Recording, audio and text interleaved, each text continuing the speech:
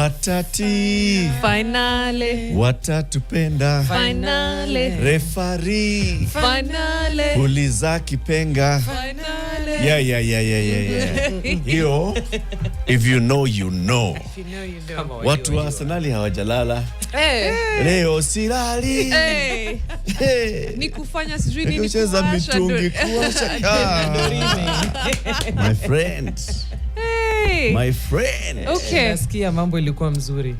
Things were good. Mambo ilikuwa mzuri. So yesterday, the second semi-final match between Arsenal and Atletico Madrid. Yeah, so ikaisha 1-0. Aggregate 2-1. Come on now. Arsenal are on to the final of the Champions League. And Budapest. It's the first time we're going to the Champions League final in 20 years. Only the second time in the history of Champions League that Arsenal is going to the final. Yani kuna mtoto alizaliwa karibu kumaliza university. Ni sawa. Ni sawa. Mariam amesema, you know what, we are going to break down the statistics. Yeah. Kuna akazaliwa, akaenda kindergarten, akaenda nursery, akaenda primary, akaingia akaanza kuchezea Arsenal. Na sasa huyo mtoi anaenda Champions League final. Okay. Next diversionary tactic. Huyo mtoto alizaliwa, akaanza kucheza, akakuwa recruited into Arsenal. Sasa yeye kwa Arsenal first team na anaingia Champions League. Wow. Happy for them. Can you imagine? Sawa. There was actually a kid who played yesterday. He was in the midfield. He's called Miles. Umtoi ako 19. So obviously sasa. Oh, wow. You can see. Wow. You can see. Afadhali yeye. Yeah? Akona timing poa. Proper. Happy like for him. The best timing. So sasa ni Bayern na PSG to figure out who you're facing. Who they're facing in the final. No, it's going to be Arsenal, but Bayern and PSG. Ni leo ama ni wapi? Leo. Ni leo. Okay. Sasa nauliza hivi. If Arsenal win, tutaishi wapi? Tutalala wapi? Wacha tutuambie. Mjitayarishe mapema. Sawa. In fact, watu walisema clubs zianze kustock up sahi, for that time in May. Everybody, restaurants start stocking up now. Because it'll be a week of celebrations. Napatana na hivi na kuchapa kibari pa na kupatia 5,000. What's your problem? Mbona umefura na Arsenal ndio Champions League? Do you know nani yako juu ya meza? Nani ameshinda kikombe? Sasa mkiingiza kikombe kwa hiyo cabinet yenu mtanza tu. Tushai clear sahi iko ready. Ni vumbi huko bana. Hiyo tusha clear iko ready. It's waiting for two big ones. You know what you should dream? I hate that I've given this to you for free. Watati Arsenali. Singoje Bien anatengeneza Bien ashatengeneza iko ready. Bien na Alikiba wanajua. Wamengoja. Isimtulie tu. Do you know what makes me happy about Arsenal fans? I have not seen any other fandom go to church on a Sunday, all kitted out to pray for their team. Wanaendanga church kuombea Arsenal. These people are serious about their club. So mimi nikiwa hapa kama, we always go on the winning side. So if Arsenal win, you're there. I am a supporter. If these other guys Bayern, you're there. PSG, you're there.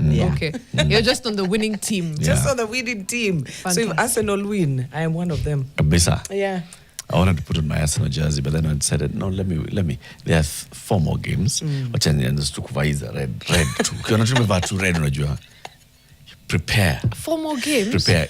Kuna 3 za Premier League. And the 4th one, the final. Okay. We have 4 finals to play. Wow. 4 finals. Do you have 4 finals to play? Yeah. Every Premier match League that we are playing now is a final. Premier League, we must win it. Premier League, UEFA League, mbili. Premier League 3 na Champions League moja. I was about to wonder. Premier League C final kama ni 3. Each of those games is like a final. Is like a Is a final. We must win it. Tukishinda tu hizo tushinde 3. And then Man City wa draw ama lose kamoja. In fact, you don't even need to be to I win all understand three. how betting companies make money. Unaona? Oh, yeah. Tukishinda hizi tatu.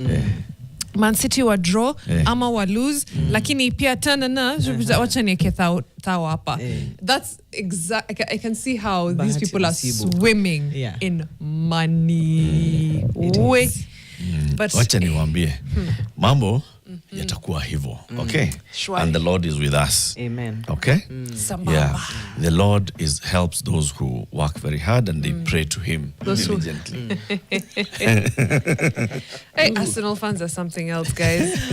You wouldn't think that these are people who have been out of the Champions League finals for that long. That long. Wow, for 2 decades. It just feels like, wow, Nisisi. You know what? I would actually urge Arsenal fans. Just still waters run deep. We just remain calm. Tunyenyekee. Yes. Because sasa, you know, when your opponents are just waiting, wanangoja, because that heartbreak, wow, it shall be televised. Hatuna, wacha tuambie, we are fine. All those things that you've said, tumewasikia, we shall take it into advisement. Mataka tuwe, tunyenyekee. Hiyo tumekuwa tukinyenyekea for a long time. I mean, that's us. I mean, if you think about humility, is there any other humility than an Arsenal fan? Okay. I mean, it's also just that's just in our DNA that we are humble. You wore red today just coincidentally. Yeah. No. It's part of humility. Yeah. Red Devil. Okay. Red Devils ndio hao. Let's go na conversation. Tamu. Kabisa. Tunaanza na kazi ya cabinet, secretary to the cabinet. Ni gani haswa? There's some titles you hear and you're not really sure maybe what they do, unless one day you do some digging. And we'll be speaking to the secretary to the cabinet. Her name is Mercy Wanjau, talking about how government works, specifically how cabinet works. Because yeye ndio coordinator, intermediary, nini, liaison. She'll explain her exact role, but even ndio mimi nadhani, and I'm happy to be corrected and to figure out how does cabinet and government work. And then as secretary to the cabinet, so what's your job? Okay? So umekaa hapo umechukua minutes. And then what? Kisha until next week. You circulate minutes. Alafu you go home. I mean, don't enter home. Yeah. You draft the minutes. Maybe agenda all the ministers leave, then they go to their ministries. They are now starting to execute. There's a PS, there are several PSs under them. They're starting to do those things, minister, addressing press conferences, other things. You, secretary to the cabinet, after they've left the meeting. Unaenda kudu? Sasa wewe kesho utakuja kufanya nini? Anyway, it's just titles are interesting things. Hata ukisikia company secretary na kama secretary to the cabinet.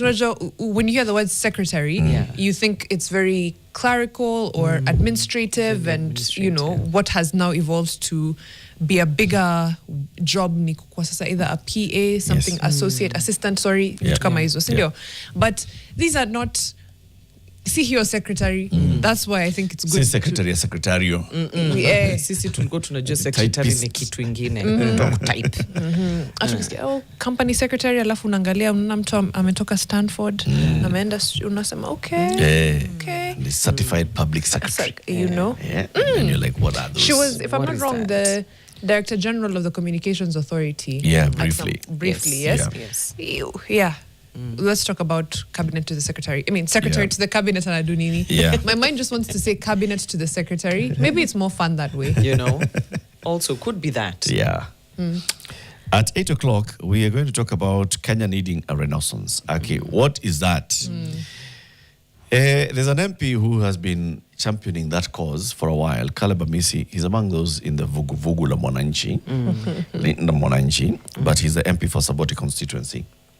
One of the younger MPs in the National Assembly who has been re-elected, but he's been saying we need a shift in very many things in how we are governed and how we govern ourselves. So he's coming at 8 a.m. to talk about that. Sasa, what is it and how do we do it? What's ailing our country and what are the solutions? How do we fix it? Well, 9 o'clock, we'll be shifting gears away from matters politics, and whatnot, and discussing something that should concern all of us: technology-facilitated gender-based violence. Now, we've discussed GBV broadly, and we continue covering that. But now let's introduce the element of tech. How is tech facilitating GBV?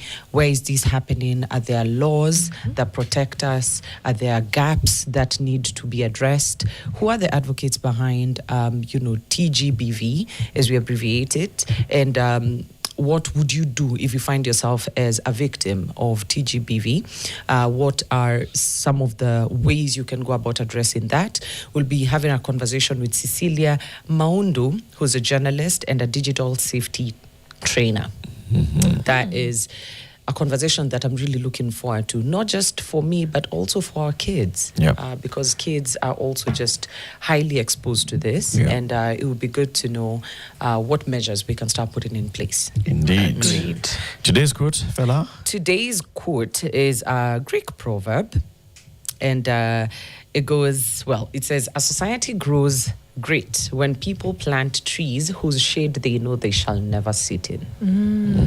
A society grows great when people plant trees whose shade they know they shall never sit in. You're doing it for the future. Correct. You're doing it for the benefit of others.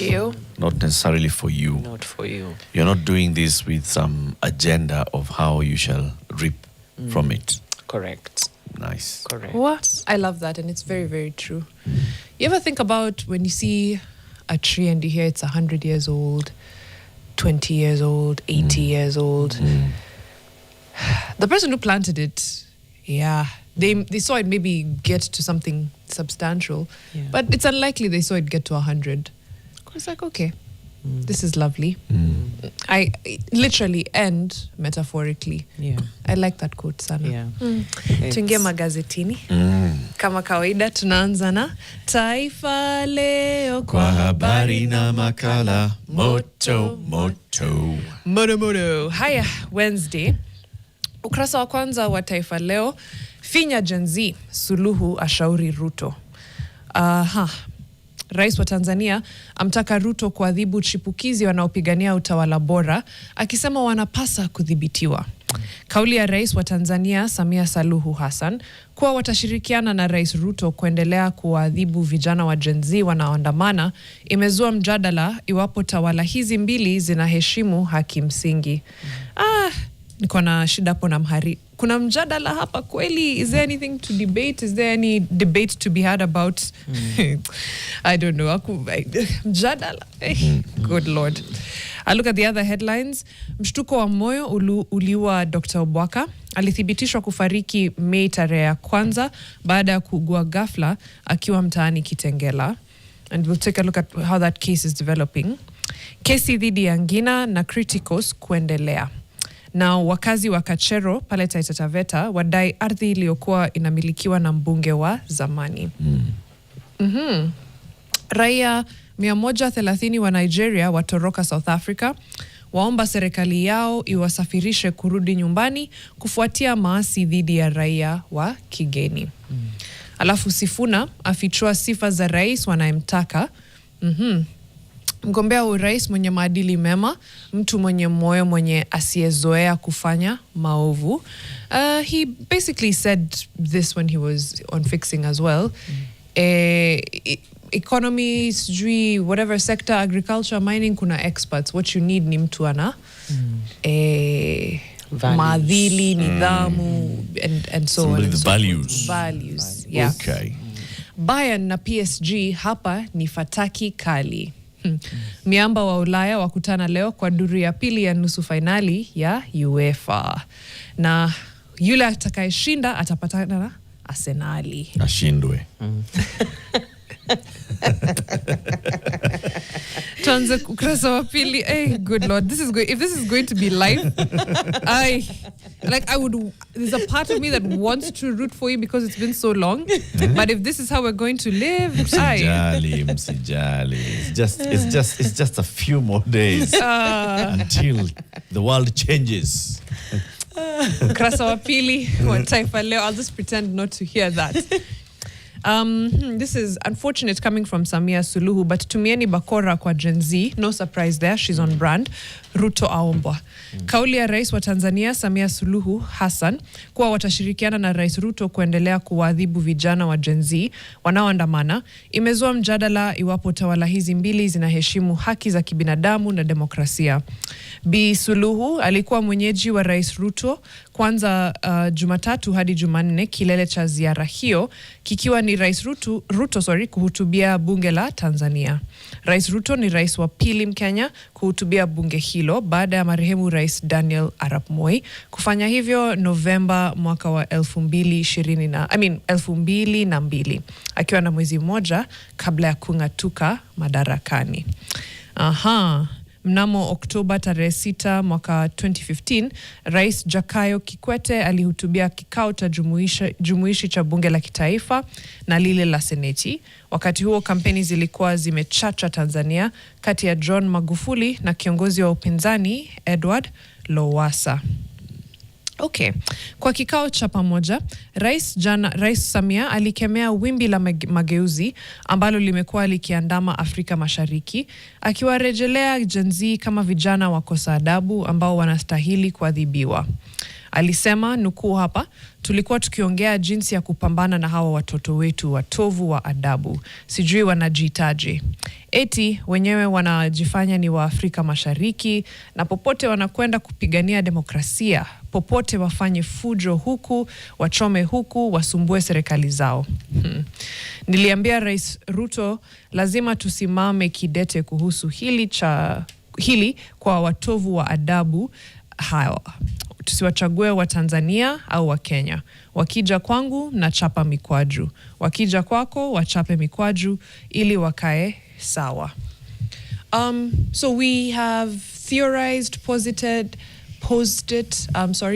that indeed there is a level of cooperation as far as cracking down on dissent and essentially on human rights and on freedom of speech and anything that is unfriendly to these administrations.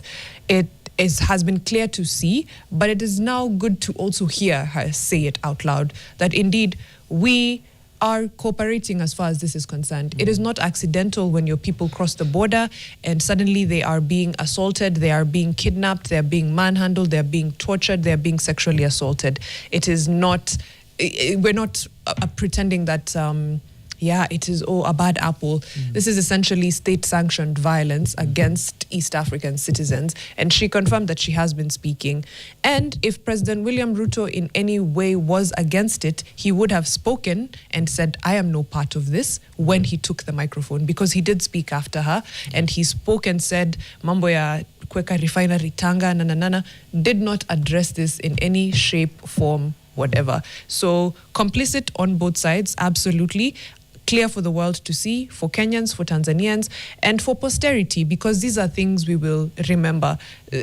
Time is slow, it moves very slowly, and justice is also slow, but the wheels grind nonetheless. It is good that she said it outrightly, and that he also did not see it fit to refute or to deny for any reason.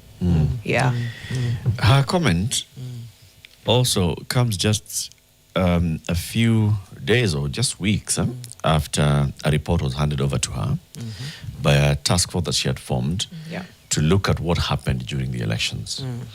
And that task force that was headed by a former judge came and said, yes, indeed, there was violence. Many people were injured. Many had gunshot wounds. Many had other severe wounds on their bodies. And more than 500 died. Now, when the government just comes to admit that more than 500 people died over a very short period of time, that's a very high number. It is. When then the president comes and talks about kuchapa si kiboko, anasema kuchapa nini? Mkwaju. And does not talk about, following the rule of law and so on and so forth. It just tells you that even as she received that report, it's 500 people. To her, that's just a number. It was unnecessary. It was a necessary thing to do. They are, to her, collateral damage.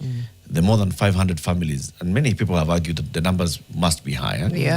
but there are more than 500 families that the government has accepted as having died.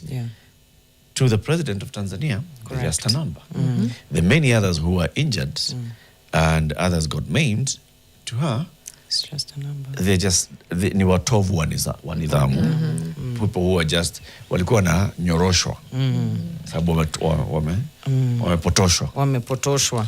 I think of interest in all of this is a lot of times we've seen the governments come out and say there's criminal elements that have infiltrated the protests, that yes, you have a right to protest, but there's criminal elements, and those are the elements we're weeding out and dealing with. But from what you've read, Mariam, there's no such thing.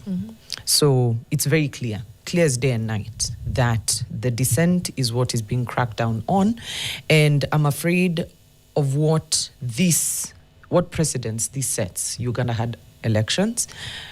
Tanzania had the elections. Kenya is about to have its elections. I think this is a joint cooperation, like you said, that has been very, again, clear as day and night, that from across the border, we are going to support you in whatever it is that you choose to do, and what you choose to do should be you cracking down on this. Mnawahitaji. And I find that to be so condescending. Yeah, it is. I'm not even going to call you by your name. It's tunawahitaji hao. It's unfortunate that this is what we have to deal with. Yeah.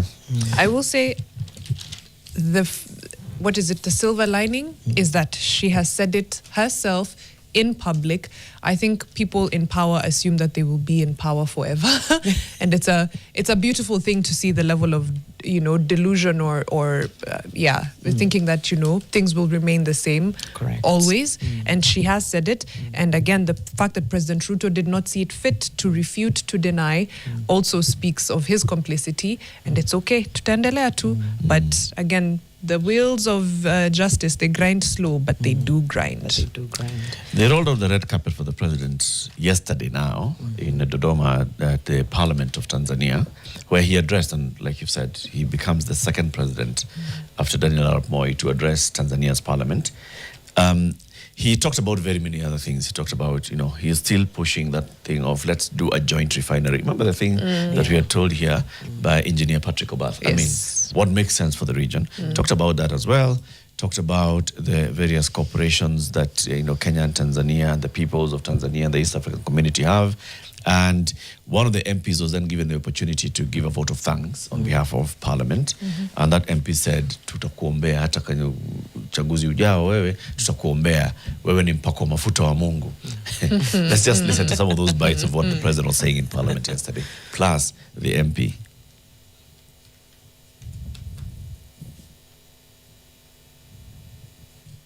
President William Ruto, who is on a state visit to Tanzania, could have made a diplomatic blunder when he announced the construction of an oil refinery in Tanga. Kenya stands ready to invest as a strategic partner in the proposed oil refinery in Tanga. Tanzanian President Samia Suluhu Hassan openly reprimanded President Ruto, seemingly taken aback by his declaration of $1 billion oil investment project in her country without her knowledge. Sasa tulipokuwa tunaongea ndani kule, nilimbana Ruto.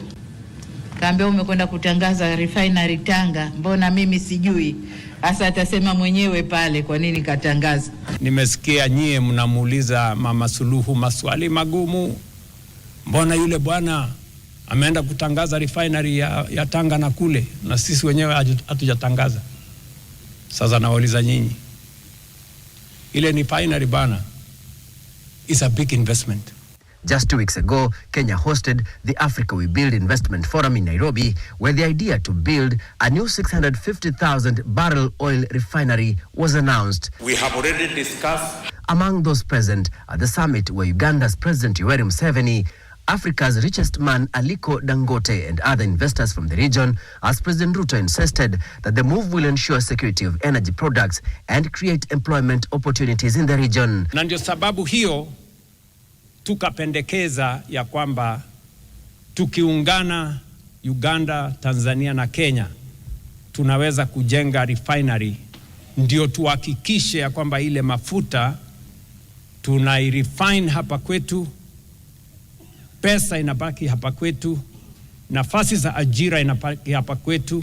Maneno aliyoyatoa Rais Ruto katika bunge hili leo, nafsi yangu imenikumbusha niamini ya kwamba ndoto za hayati baba wa taifa Mwalimu Julius Kambarage Nyerere, ndoto za Jomo Kenyatta zingali zinaishi katika mioyo ya marais hawa wawili, Daktari Samia Suluhu Hassan na Daktari Samuel Ruto, kipenzi cha Watanzania, kaka yetu kutoka Kenya. This has elicited a fierce backlash from his critics, among them his former deputy Rigathi Gachagua, who denounced his remarks, terming them as an embarrassment to the nation. It's so embarrassing to our country that a president from Kenya goes to Tanzania to announce that there will be a project in Tanga for oil refinery when the president of the country is not even aware of such a project. You know, it's a kind of insolence, impunity. You know, he has lied to Kenyans so much that he has no qualms about going to lie to the people of Tanzania. President Ruto maintains that the idea was to construct the refinery in Mombasa, but the proposal to move it to Tanga was aimed at deepening regional integration between EAC member states and to ensure oil dependence within the bloc. Wakati niliketi na Rais Museveni, nikamuuliza mzee, mbona tuchukue mafuta yetu tuende tuifanyie refinery sijui mahali gani, alafu tufuatilie tuende tununue mafuta ama oil products kwa bei ambayo ni ghali? Mbona sisi wenyewe tusijenge refinery hapa? Wananchi wa Kenya hawakufanya makosa kumchagua Rais Ruto kuwa kiongozi wao.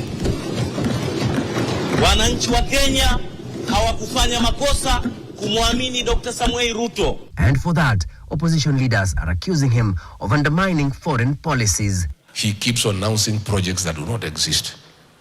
The man has become so bold that he is now announcing non-existent projects in a neighboring country. Kevin Mutai, NTV.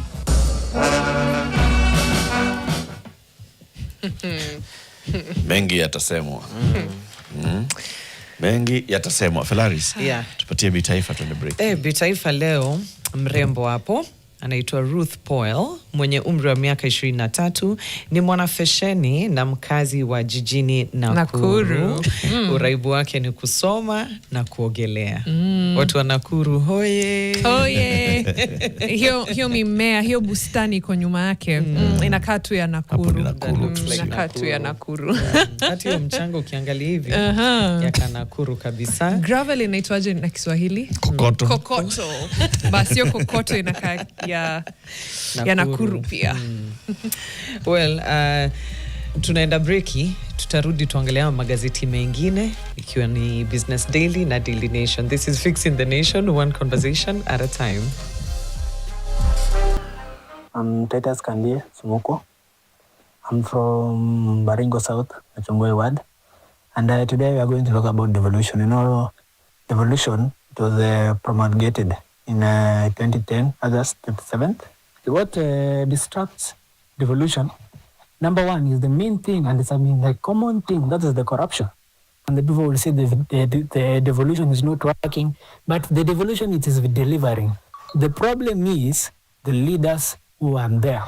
Another problem that devolution faces is political interference. You know, when somebody does not do his own work or jinsi ambavyo kazi inafaa kufanywa, he wants to be re-elected back to that seat, you know, na haya hafanyi kazi. Thank you, Titus, for that wonderful What's Up Nation video. And you're right, devolution si shida. It is the people implementing. It is the people devolving, those ones, those guys. Hapo ndio shida iko. And of course, there are some who are doing it extremely well, Pia. There's counties that are used kama example, you know. Wengine wanaambiwa, hebu fanyeni kama so and so. And that's a good thing as well. But you're absolutely right. Devolution in spirit and in letter is an amazing thing. It's up to us to make sure that the people we elect and we put in power are doing it justice. Send us your WhatsApp Nation video. 0769 590 762 is our number. 0769 590 762. Let us know who you are, jina lako, where you are, and how you're fixing the nation, ama what needs to be done to fix the nation. Tupeleke kwa shamba kama unaenda leo, tupeleke shule, tupeleke job, tupeleke ofisi, show us your office boyfriend, girlfriend. Just involve us a day in the life, and we'll be more than happy to share. Fixers Online, Tibbs Muge, good morning Fixers. Jenga Njogu anaanza hapa hivi kusema, I'm surprised kumbe Mariam see Arsenal. I thought I saw her in our jersey. Anywho. Jana I said Ruto went for benchmarking. Mkaona ni mzaha. He did actually. He says, he continues, on that note, nime recruit fella. Next season, Arsenal jersey on me. Atamua, home ama away. Okay? You shall choose. Sawa. It'll come. It'll come. G Kimando, let me tell you, Mariman Wamboi, prepare to run the show without Eric for a week when Arsenal wins both EPL and UEFA Cups. Itabidi watu wengine wahamie Jupiter for a while. Toduma. Hey, things are about to get thick. Hey. Todoma, you had to put that. I do have an Arsenal jersey, and I was once tricked into doing ila sign ya Gyökeres. Ni Gyökeres ama Gyökeres, but that one by Amlioto, our social media producer. Akatuambia, ebu fanyeni hivi, ebu fanyeni ilikuwaje ni hivi, yes. Ati, ebu fanyeni hivi tupige picha. Sasa tuko tunajua. Like, okay. But let me not ruin that for people. What would you enjoy? Sawa. Agri Momanyi says Arsenal fans always celebrate even the smallest victories. Smallest victories. Even if we finish second, we'll be happy. It's a great achievement after 20 years. Kudos, Gunners. Yes. And then we have the chairman of the United Opposition, and his name here is Echesa. So just a matter of time before the tears come. You see? United Opposition. United Opposition. Committee of Dirty Hearts. The Committee of Dirty Hearts. Brigadier Maina, I thought our president studied botany. Just heard him deny the KNBS report on the rate of economic growth. Or maybe he's an expert in every field. Hey, Bwana, Brigadier, Bwana. G Kimando, if your intentions about an endeavor are noble, better try and fail than live with the pain of what could have been. You'll be surprised at how much success you'll achieve. Great day, Fixers. That's a good one, G. Collins Kimtai, unfortunately, quotes and references quoted will not solve the situation in Nairobi. Let's be real, running here in Nairobi is not a piece of cake as someone thinks. Okay? Job Jiro, these are not just mere words, but a wellspring of earnest appreciation of how you guys kick off the show hilariously. Leo mtapata kila mtu crate ya mayai kienyeji, crate. Yale mekanyagwa na jogoo. Tamu sana. I can taste it. Lakini Job Jiro, wewe na watu wengine, same WhatsApp. Jabba stories. Jab, how many times has this guy told us about kuku wa kienyeji? Now leo ni mayai. Ni kweli baby. Crate imekuwa ikifika Nation Center for a hot minute. Na but haijafika. The Kikombe has checked in planting Arsenal trees with 1 billion shillings. You can pay 3,600 teachers 23,000 shillings gross salary every month for a whole year. 3,600 teachers, you can pay them 23k gross salary per month for a whole year. Focus, Fixers. Parade, haiji address. Donge. Very good. Simon Mukalia says, nowadays NTV has become opposition activists, always finding joy in government failings. Let this morning show crew now join DCP. Wait, ebu nifanye masikio. Ati? Masikio yako kwa ground. Ati? Can you imagine a whole crew dealing with DCP politics on what the president said in Tanzania while leaving the key economic pillar announcement for East Africa? Sawa, Simon. Sawa, you say it. as it is, as you feel it. Mukaya Mpelelezi anasema good morning. Rais Samia confirmed that mnyonge kupata haki ni mwenye nguvu kupenda. And H. Matende says, to the Gen Z of Kenya, do not be intimidated in any way. Remember, no one can make you inferior without your consent. Preach. Haya, mafixers ni wengi, tutaendelea kuwasalimia. Tuingie kwenye Business Daily. So Business Daily up, big headline there. Billions frozen as banks switch off 33 million accounts. A third of 112.5 million accounts have been deactivated, and affected customers failed to transact for over 6 months. Nearly a third of bank accounts have been closed for being inactive, freezing billions of shillings in the wake of data cleanup. Now, banks shut down 33.8 million accounts in the year June 2025, representing 30% of the 112.5 million deposit accounts the industry held before the crackdown. Now, the data from the Kenya Deposit Insurance Corporation, that's KDIC, shows that the number of accounts fell from 112 million in June 2024 to 78.7 million in June 2025, following what lenders described as a data cleanup exercise. Now, the account cleanup, and this I'm reading in quote, the account cleanup was attributed to the rationalization, story continues on page 2, of dormant or inactive accounts, said KDIC in its latest annual report. The amount held in dormant accounts could run into billions of shillings. Now, for instance, 1,000 shillings balance in each of the dropped accounts would easily add up to 33.8 billion, pointing to the volume of idle savings locked away in dormant accounts. Banks typically designate bank accounts as inactive after 6 to 12 months of no customer-initiated transactions, irrespective of deposits flowing, and becoming dormant after 1 year or more of inactivity. Lenders then impose restrictions on dormant accounts, including stopping interest earnings, limiting withdrawals, and charging maintenance fees. Dormancy acts as a safeguard against identity theft and unauthorized access to the idle funds. Under banking regulations, funds in dormant accounts remain payable to customers upon reactivation. Okay. That's a very big story. And banks usually will call and get in touch with an account holder. Yes. Saying your account with us has been dormant. Just make a transaction in the account. Deposit, withdraw, do something so we reactivate the account. Now, why would 33 million accounts remain dormant for so long? What was the purpose? I mean, what are the account holders' stories? Yeah. It would be good to know at least a sample of some account holder stories, like did you open an account and then you have multiple accounts in multiple banks? Yes. I was going to say. And so this one you had opened hoping to do something, another one you have opened.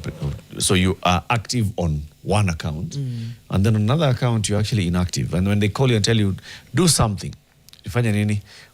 Deposit kitu kidogo. You're like, sasa nita deposit ya nini? And you're thinking just too much work. Yeah. But probably the balance there in that account is, like you're saying, it's even more than 1,000 bob. Yeah.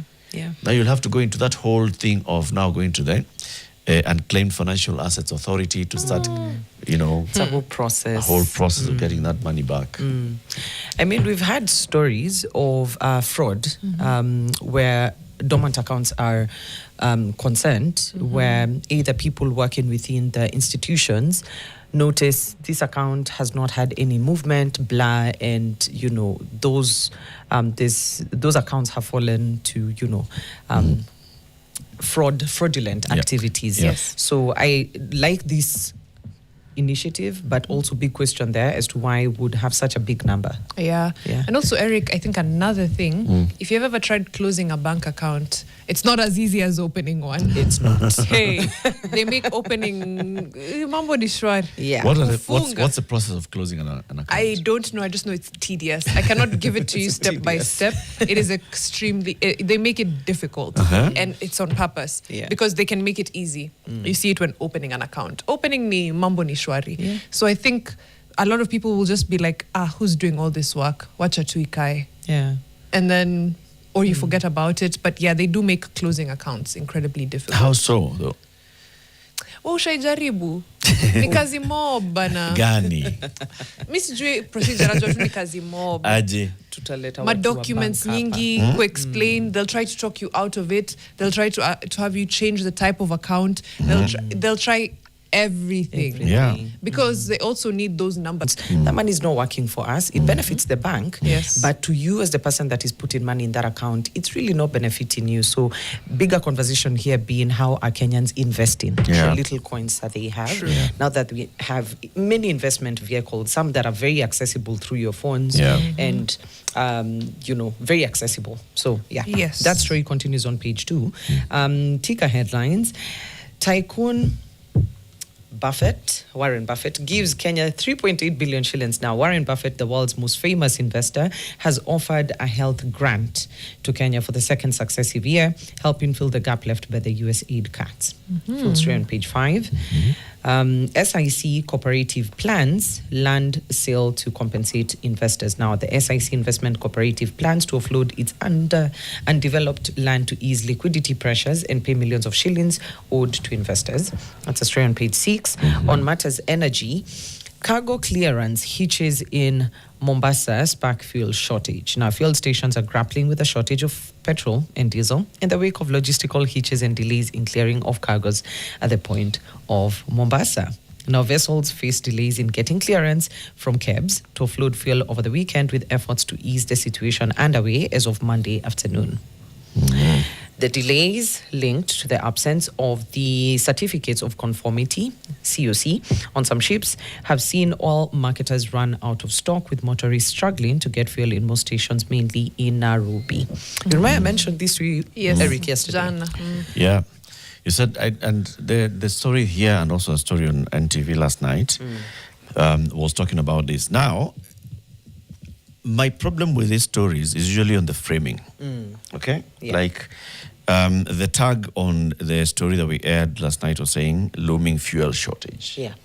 And this one as well, sparking fuel shortage. Yes.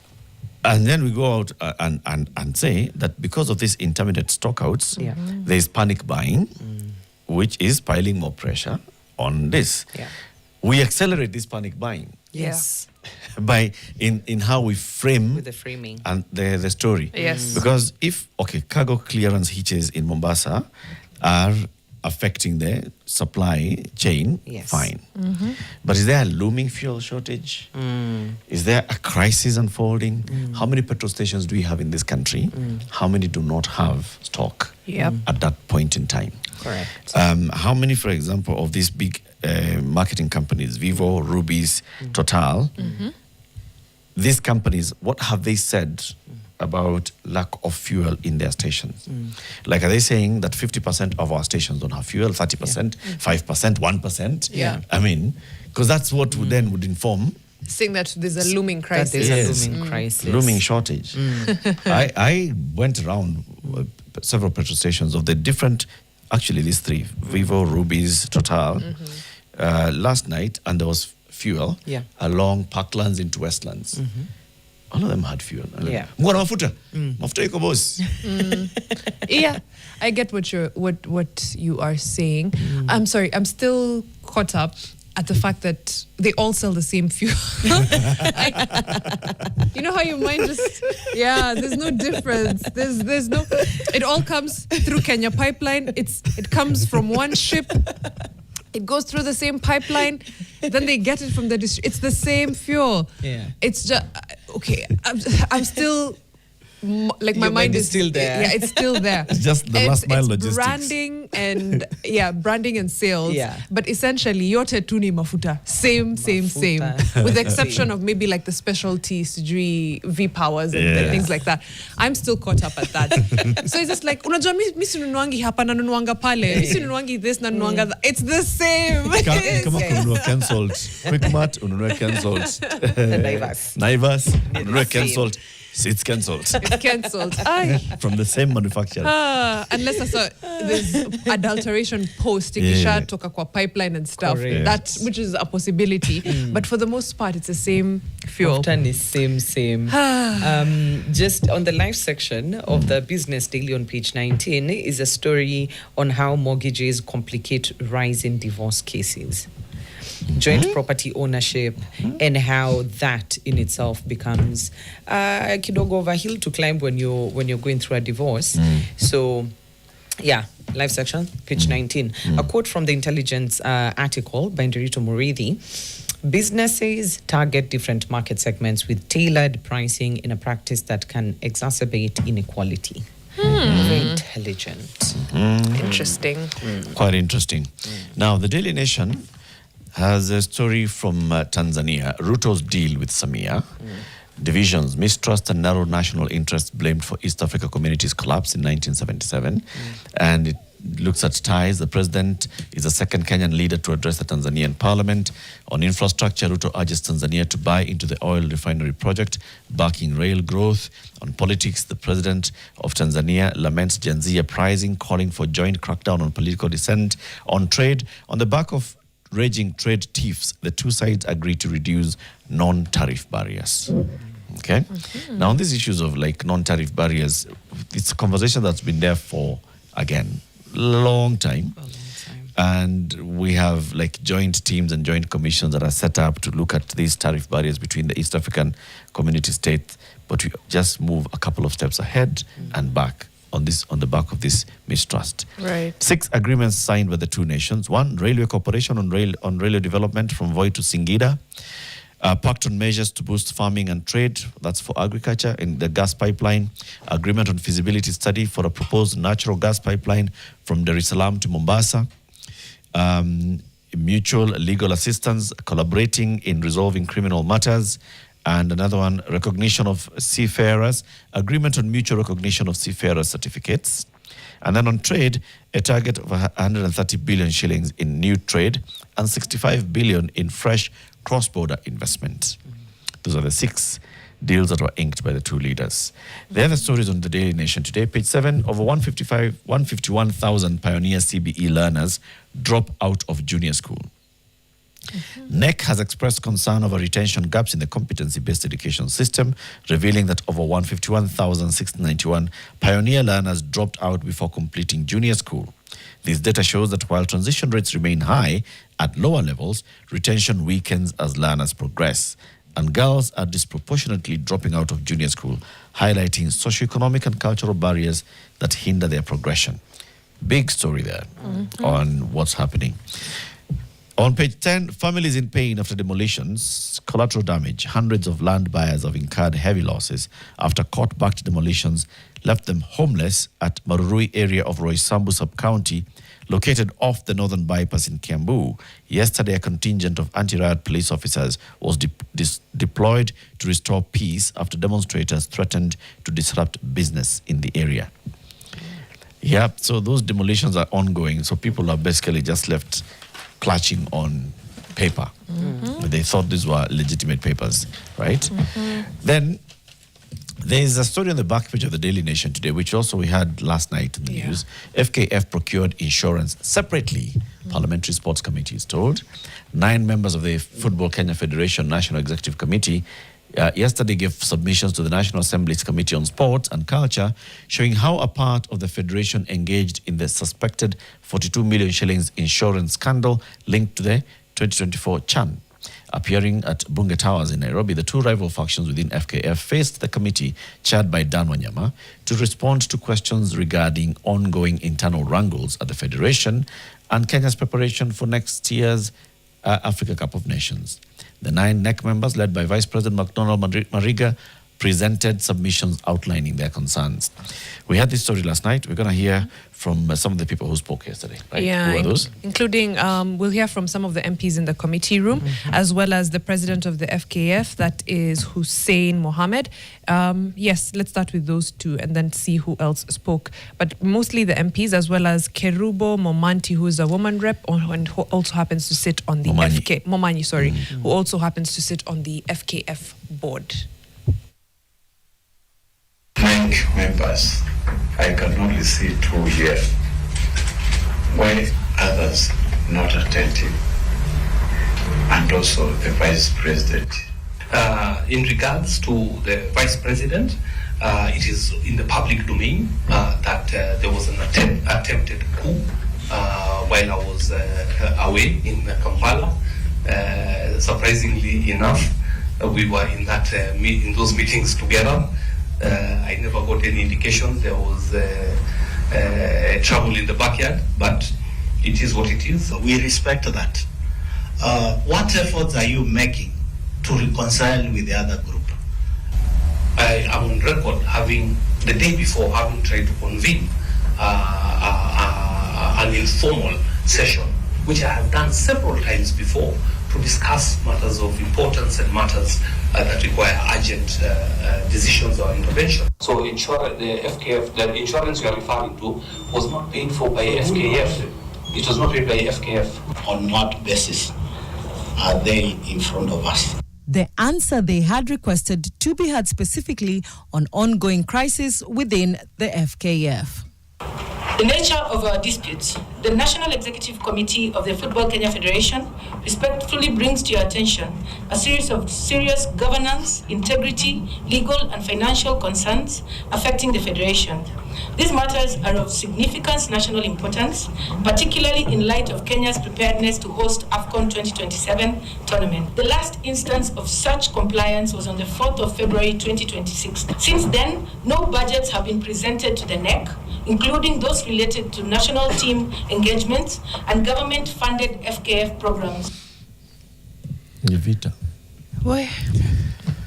Oh, I don't know why we have rival factions of the FKF. You know, you hear things like rival factions of ODM. Okay, that's a political party. Yeah. Football Kenya Federation. That's where the rivalry actually is even sharper. Why do you have of the Football Kenya Federation? One of the reasons why we had not had elections for a while in FKF is because of these wrangles. Wow. And just it makes very little sense. But now the problem is we're trying to prepare for a major tournament, not just a tournament, a major tournament. We're also facing the possibility of a ban because FIFA are just looking like tunafanya nini hapa? Should government just do anything here? If the government just comes in and says, no, reinstate Hussein, FIFA comes in. Wow. So we are walking on thin ice. Yeah, we have to walk on thin ice here completely. And as you can see, this is just how much for Chan? Millions? 42. It was? Yes. Now, you can see where the money is. Whenever there are people who are arguing, there's money involved. There's money involved. I mean, AFCON might be, I don't know, we're co-hosting with our Jiranis, but good Lord. I don't know how... we did with Chan. Sorry? Just like we did with Chan. Yes. But how... it's not looking good, guys. It's not looking good, to be honest. It's a big shame, I think, for our sporting community. And for the fact that we have not been able to have football that is devoid, or any sport that is devoid of politics. It can't just be, I think athletics tumejaribu, and there's a level of professionalism, but then the lower you go, you realize that bado kuna hizo siasa. And when we've had barazas with athletes, they'll tell you it's when you get to a certain level that you are kind of above the politicking. Otherwise, even within Athletics Kenya, there's still a semblance of the same things. But in football, it's a different level. And it's a shame because then that means we're not growing talent, we're not becoming a serious country as far as football is concerned. Tutapigwa hiyo AFCON, most likely. Not because we lack talent or spirit or stadiums, but because we're too busy fighting internally. But wacha tuchukue breaki. When we come back, we have so many conversations today, but I think it's good to start with the 7 a.m. one with the Cabinet Secretary to the Cabinet. Yes, we'll be speaking about her role, what she does, exactly her day-to-day, but also the larger role of Cabinet, and if she has any hold on what happens inside those closed-door meetings. Hashtag is Fixing the Nation NTV. We'll be right back.